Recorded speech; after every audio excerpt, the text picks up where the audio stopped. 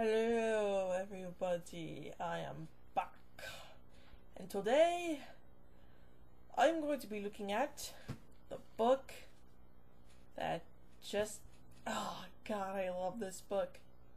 You know, you remember when I did my review of Chamber of Secrets, I said that was my favorite book? Well, I kind of changed it around when I reviewed Prisoner of Azkaban. But, you know what? I'm tired of deciding which book is my all-time favorite, because you know what?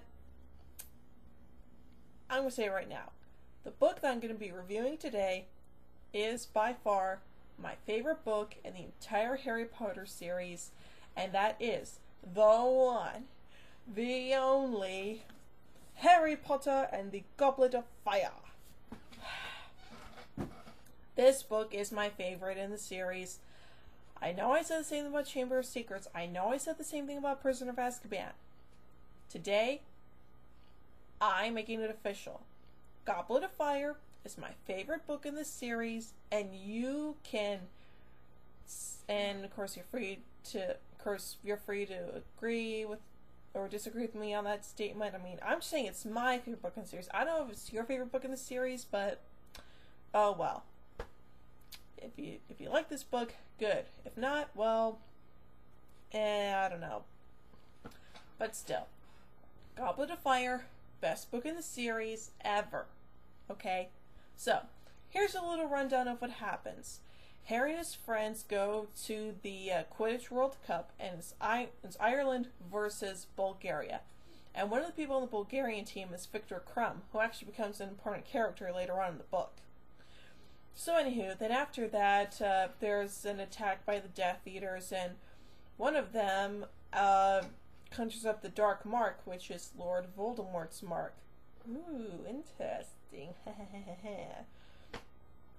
But anywho, so then after all that stuff, Harry and his friends go to school, and then Dumbledore announces that there's going to be something very special happening at the school. And what's that, you may ask? Well, it's none other than the Triwizard Tournament. That's right. 3 schools. Hogwarts, oh gosh. I'm trying to think of the schools. Oh yeah. Durmstrang and Beauxbatons. Yep. 3 wizard schools, which means only 1 student from each school can compete, so 3 students. Yep. That's interesting. In order to choose the student, and of course, well, the students who enter have to put their name in, yep, you guessed it, the Goblet of Fire. Wow. But there's a little catch. You have to be at least 17 years old.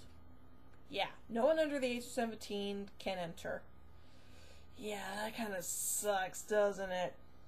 Yeah. So anyway, after all that stuff, excuse me. The Goblet then chooses the 3 wizards who are going to be competing in the tournament, and they are Victor Krum from Durmstrang, Fleur Delacour from Beauxbatons, and Cedric Diggory from Hogwarts. But then something weird happens, and apparently Harry's name is also taken out of the goblet or something like that.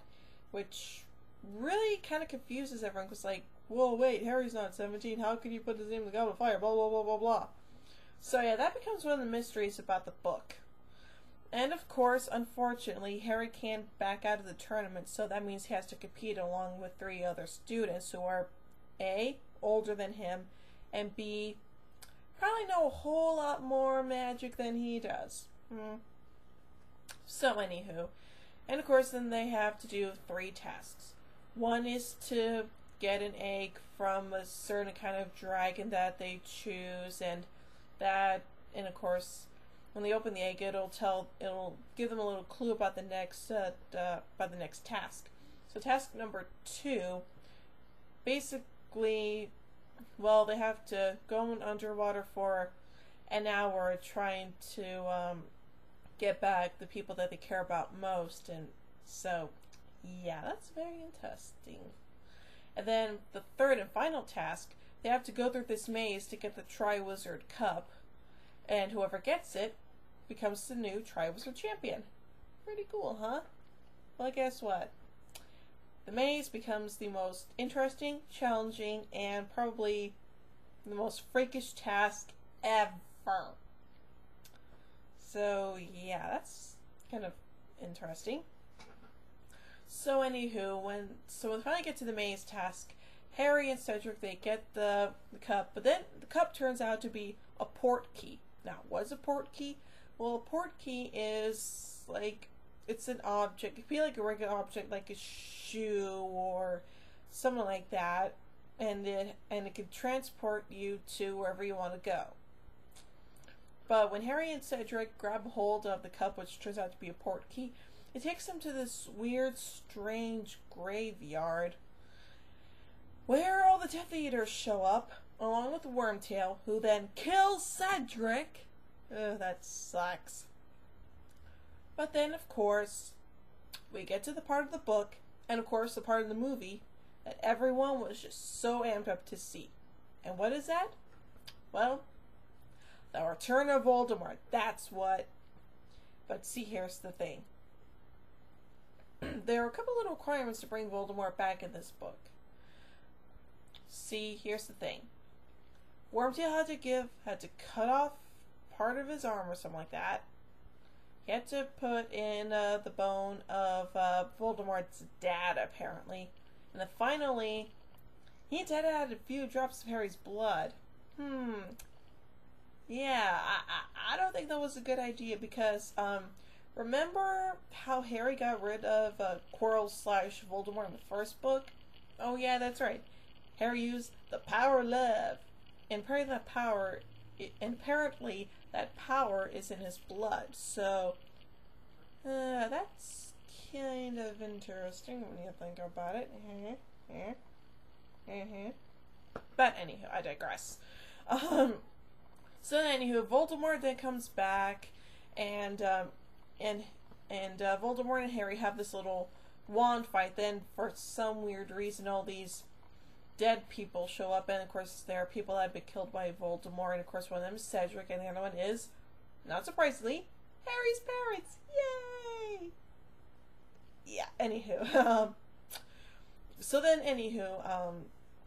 Harry then is able to manage to get to Cedric's body and grab the port key. So Harry and the now unfortunately dead Cedric make it back to where they were, and then Harry tells everyone that Voldemort's back. Yeah, that kind of sucks, doesn't it? But anywho, that's basically the rundown of what happened in Harry Potter and the Goblet of Fire. Now, let's talk about something here, okay? Let's talk about something that happened in the movie, okay? See, here's the thing. And this is what I find just... I still cannot believe this is very day. Okay. The person who played Cedric Diggory in the movie was Robert Pattinson. Now, here's the thing. I don't know if this is an issue or what, but see, here's the thing. Robert Pattinson played Cedric Diggory in the movie. His character got killed, and now Robert Pattinson is playing Edward in the Twilight movies. See, here's what I think what really happened, okay? After Cedric died, and I'm totally making this up, by the way, okay? This is a make-up thing that I'm spitting out here, okay? So just go with me on this if you can, okay? Sometime after Cedric died, let's say that maybe Carlisle was in some nearby vicinity and heard what happened, then ran, of course, as vampirely fast as he could, and discovered Cedric, and then bit him, and then made him a vampire, and like taught him how to speak with an American accent and stuff like that, blah blah blah blah blah. And then a couple years later they moved to Forks, and of course, not to arouse any suspicions, or I don't know, just go me on this. This is kind of crazy story, I know. And then of course, Cedric then became Edward Cullen, and yeah. I don't know why I said that. I just find it really, really weird that, you know, that Robert Pattinson went from playing Cedric Diggory to Edward Cullen. And, yeah, I still find that very, very weird. I mean, I don't know if you guys find it weird, but I do, okay? So, there you go. But anywho, but yeah, of course, when I read the book, like, the one part I was really amped up for in reading the book was, the Return of Voldemort. And when I saw that part in the movie, I was like, wow, this is so cool, you know, Voldemort's coming back, you know, like, that was like, no, I actually take it back. I felt that way before I saw that scene in the movie, and when I saw that scene in the movie, I was like, oh, that was cool, that was awesome, I freaking love that part. That was, like, for me, the best part of the entire freaking movie. You know, like, the look of Voldemort in the movie was just so freaking awesome. I loved it. It was just so fantastic, so great, and it's just so freaking awesome. But yeah, but of course, as always, when you turn a book into a movie, they always change things around and stuff like that. But you know, it's been a really long time since I read the book, so I honestly don't remember what they left out in the movie that and stuff like that. I mean, if you guys know what they left out in the movie that was in the book, then put it in the comments section, please, because I honestly do not remember, because like I said, it's been a really long time since I've read these books, you know, like, I don't know, like, how long it's been since I read, Deathly Hallows, and, yeah, but anywho, but yeah, I really do love Goblet of Fire. It's my all-time favorite book, and it's just flat out awesome. So yeah, that's my little excuse me. So yeah, so that's my little spiel on a Goblet of Fire. Hope you guys liked it, and yeah, so yeah, keep watching my videos, comment, subscribe, you guys know what to do. So yeah, that's pretty much it. Thank you guys so much for watching, and I'll talk to you guys later. Bye.